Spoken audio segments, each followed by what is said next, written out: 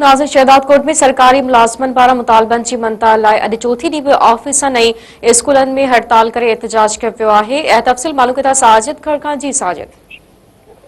जी बिल्कुल, शहदादकोट में अॼु चौथे ॾींहुं बि सिंध एम्प्लॉइज़ ग्रैंड अलायंस के सॾ ते तालीम ऐं सिहत खाते जे मुलाज़मनि एहतजाज कयो आहे।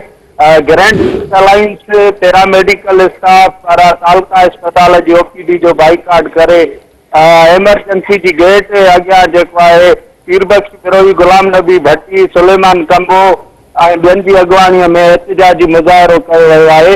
डॉक्टर फयाज़ मस्तोई जी अॻुवाणीअ में एहतजाजी मुज़ाहिरो कयो वियो। अस्पताल जी एमरजेंसी जी गेट ॿाहिरि एहतजाजी मुज़ाहिरो करे अलामती बुख हड़ताल कई वई। हड़ताल सबबि अस्पताल आयल जेके सवे मरीज़ आहिनि उहे बिना इलाज जे ई वापसि मोटी विया।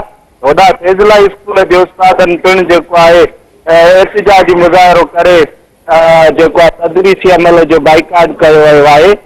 मुख़्तलिफ़ खातनि जा जेके मुलाज़िम आहिनि सरकारी, उन्हनि जो मीडिया सां ॻाल्हाईंदे चवणु आहे त सिंध हुकूमत पारां जेकी मुलाज़िमनि जी पेंशन में कटौती करण वारी मुलाज़िम दुश्मन जेको इहो फ़ैसिलो आहे हिनखे मुलाज़िम दुश्मन फ़ैसिलो सम्झूं था। उन्हनि मुतालबो कयो त पेंशन मां कट करण वारो मुलाज़िम दुश्मन फ़ैसिलो वापसि अची सरकारी मुलाज़िम में जेकी बेचैनी पखियल आहे उहा ख़तमु करण जो मुतालबो कयो आहे।